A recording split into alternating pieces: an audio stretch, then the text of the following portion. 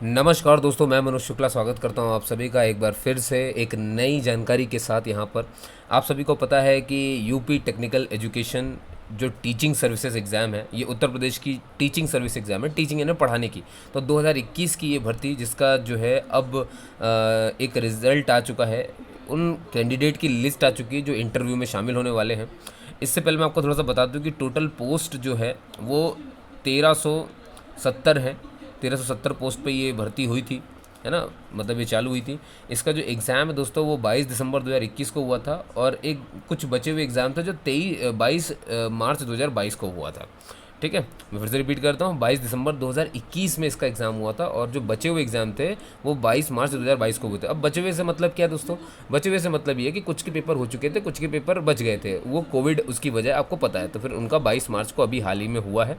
और अब एक लिस्ट जारी कर दी गई है ना। और कितने बच्चों की लिस्ट आई है मैं बता देता हूँ आपको कि 2228 इनको चुना गया है दोस्तों कि ये इंटरव्यू के लिए आ सकते हैं। ठीक है, 1370 पोस्ट हैं और इनको इंटरव्यू के लिए चुना गया है। तो अब आप देख सकते हो कि थोड़ा सा पोस्ट के बारे में बता देता हूँ, जानकारी देता हूँ आपको कि पोस्ट कितनी क्या थी, है ना। अ, जैसे मान लीजिए कि प्रिंसिपल, है ना। अब देखिए 4 पोस्ट हैं इसमें, मैं बता देता हूँ 4 पोस्ट खाली है। चार, ये 4 पोस्ट के नाम है। वैकेंसी टोटल 1370 है, इसका आपको ध्यान रखना है। तो एक सीरियल नंबर 1 में आप कहो तो प्रिंसिपल के लिए वैकेंसी थी, प्रिंसिपल के लिए 13 वैकेंसी थी।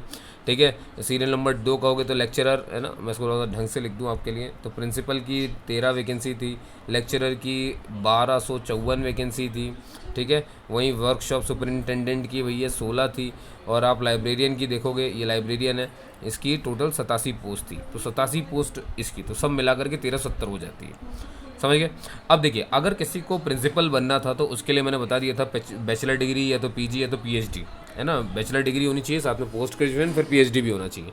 अगर किसी को लेक्चरर बनना है, अब लेक्चरर यहाँ पर मैं बता दूँ इलेक्ट्रिकल, मैकेनिकल, सिविल, इन सब में बनना था। ठीक है, रेलिवेंट डिसिप्लिन में, तो आपने इसमें डिग्री ली हो, बनी बात है। अगर आपको इनके लेक्चरर बनने तो आपका एमटेक और डिग्री दोनों होना चाहिए, सेम, है ना। और सीरियल नंबर 3 यानी कि अब ये देखिए, ये लेक्चरर में तो आप समझ गए होंगे कौन आएंगे भाई, इलेक्ट्रिकल आ गया और सिविल आ गया। और ये जो थर्ड वाला है ना, ये है मैकेनिकल के लिए। इसमें आपने मैकेनिकल में डिग्री ली हो और पोस्ट ग्रेजुएशन किया हो। ठीक है, और वहीं मैं आपसे बात करूं कि फोर्थ वाला लाइब्रेरी है तो इसमें पोस्ट ग्रेजुएशन आपने लाइब्रेरी साइंस में किया हो, तो ये वही लोग इस फॉर्म को भर पाए थे। ठीक है, तो उनका अब जो है इंटरव्यू का आ चुका है। तो इंटरव्यू में आप यहाँ पे देख सकते हैं, ये लेक्चरर, मैकेनिकल इंजीनियरिंग और वर्कशॉप सुपरिंटेंडेंट दोनों की मिलाकर के लिस्ट है।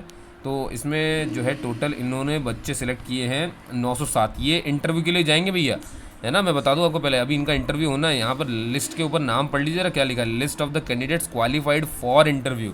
अभी इनको इंटरव्यू देना है 2200, ये जितने बच्चे इनमें शॉर्ट लिस्ट होंगे, अभी छटेंगे और। ठीक है, और ये हो गए मैकेनिकल और वर्कशॉप वाले। अब आएगा लेक्चरर जो इलेक्ट्रिकल इंजीनियर के थे। ये इलेक्ट्रिकल इंजीनियर्स की पूरी लिस्ट है, पूरी लिस्ट मैं आपको प्रोवाइड कर दूंगा, आप उसके लिए परेशान मत हो। ठीक है, और ये करीब करीब 718 बच्चे सिलेक्ट हुए थे इसमें से, है ना, 718 बंदे। और सिविल इंजीनियरिंग में 446 हो गए, आप लास्ट में देख सकते हो। और इस तरह से इंग्लिश के लिए जो है 157 हो गए, है ना। तो दोस्तों यही जानकारी मुझे आपको देनी थी, है ना। यही विज्ञप्ति इन्होंने निकाली हुई है, ये आप देख सकते हो, ये विज्ञप्ति है, प्रेस विज्ञप्ति। ठीक है, इसमें साफ साफ बताया गया है कि जो एग्ज़ाम हुआ था 22 दिसंबर 2021 को, तो उसके बिहाफ में हमने जो है कुल इतने अभ्यर्थियों को सिलेक्ट किया है ना। इतने एप्लीकेशंस आए थे और सिलेक्ट इतने हुए हैं। अभी इनमें से भी अभी छटेंगे इंटरव्यू के बाद। ठीक है दोस्तों, तो जानकारी जैसी भी लगी हो, कोई डाउट रह जाए तो आप मुझसे पूछ सकते हो। देखो आप, मैं तुरंत अपडेट करता हूँ। 5 अप्रैल को ये विज्ञप्ति आई है और आज 6 अप्रैल है, मैं जब ये वीडियो बना रहा हूँ। तो ठीक है ना, तो कुछ नहीं, ज़्यादा कुछ घंटों का ही फ़र्क बनता है ना। मैं वेबसाइट्स को दिन भर चेक करता रहता हूँ ताकि किसी की कोई इन्फॉर्मेशन चूक ना जाए। तो इस तरह की सारी इन्फॉर्मेशन जुड़ने के लिए क्या है कि मैं जब भी कोई नोटिफिकेशन बताता हूँ किसी भी एग्ज़ाम की, तो सिर्फ ये नहीं कि उसके बारे में बता करके ये डेट है, ये वो छोड़ दिया उसके। भाई आप समझ जाइए कि अगर उसमें टायर 1 है ना, तो उसका भी एडमिट कार्ड कब आया, वो सब बताता हूँ। नोटिफिकेशन को तो पूरा एक्सप्लेन करता ही हूँ, फिर उसका मेंस कब होगा वो बताता हूँ, मेडिकल कब होगा, या जो भी है डॉक्यूमेंट वेरिफिकेशन कब होगा, एक एक जानकारी मैं यहाँ पे देता हूँ। ये नहीं कि बाकी चैनलों की तरह बस यहाँ पे नोटिफिकेशन पढ़ा के छोड़ देता हूँ। मैं आपसे शुरू से लेकर अंत तक आपके साथ रहता हूँ, समझ गए। और ये चीज़ दोस्तों आपसे मैं कुछ ले नहीं रहा हूँ, है ना। आपको यहाँ पर सब्सक्राइब करके और बेल आइकन रखना है, ये आपके लिए है ताकि आपको जो है सारी जानकारी मिल जाए टाइम से।